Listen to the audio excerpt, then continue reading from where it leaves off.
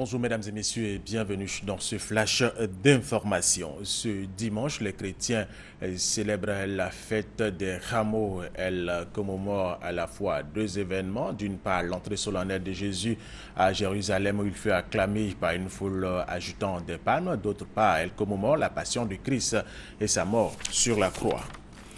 Le Forum économique Côte d'Ivoire et Turquie s'est tenu à Istanbul en Turquie en présence du président ivoirien Alassane Ouattara. Enjeu principal, rapprocher les hommes d'affaires turcs et ivoiriens pour des partenariats en vue de booster les opportunités qu'offrent les entreprises des deux pays. Le président Alassane Ouattara, après 5 jours de visite officielle soldée par plusieurs accords entre la Côte d'Ivoire et la Turquie, est rentré hier à Abidjan.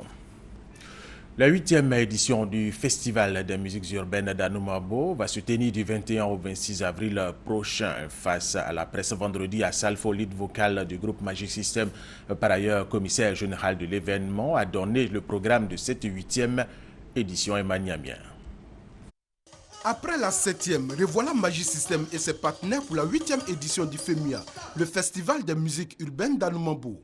Face à la presse, Assalfo, commissaire général de l'événement, a égrené le chapelet des innovations qui vont enrichir cette édition qui va se tenir du 21 au 26 avril prochain.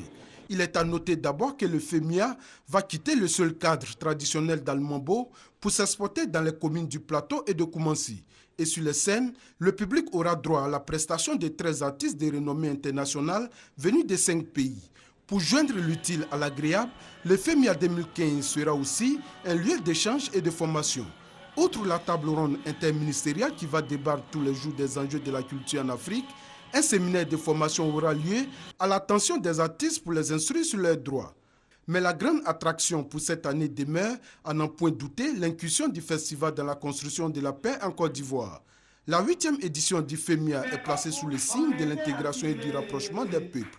En choisissant ce thème et sollicitant le secrétariat exécutif de la CEDEAO, Assalfo et ses amis entendent s'engager véritablement dans l'édification de la cohésion sociale. Pendant 6 jours, nous allons amener ces populations à se retrouver pour communier autour de la musique et des actions sociales aussi qui pourront resserrer les liens entre ces personnes-là. Et je crois que c'est ça aussi le rôle de la musique. Et c'est ça aussi le rôle du FEMIA. Un engagement pour bâtir la paix qui n'a en rien entamé le volet social. Cette année encore, Magic System va offrir une école de 6 classes à une localité de l'ouest de la Côte d'Ivoire. Aussi pour ses 20 ans, l'émission Couleur tropicale du célèbre animateur Claudicia se fera en direct tous les soirs sur la scène du festival. Le FEMIA, le Festival des musiques urbaines d'Anoumabo, est une initiative du groupe Magic System et il se tient depuis 2008 dans le bas quartier d'Anoumabo, d'où sont originaires les membres du groupe. Certains électeurs nigériens retournent ce dimanche dans les bureaux de vote, notamment à Lagos, en raison d'incidents techniques relevés dans des centres de vote où la logistique biométrique utilisée pour ce scrutin n'a pas toujours fonctionné. Les électeurs nigériens doivent choisir leur président, leurs députés et sénateurs.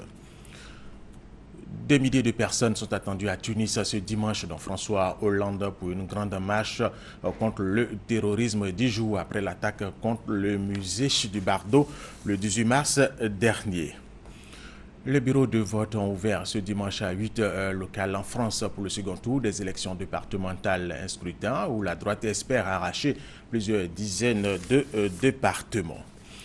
L'aéroport de Sanaa n'est plus opérationnel. Des avions de combat de la coalition arabe menée par l'Arabie Saoudite ont bombardé dans la nuit de samedi à ce dimanche la piste de l'aéroport de la capitale yéménite, la mettant hors service. Au moins 15 personnes ont été tuées dans des raids aériens.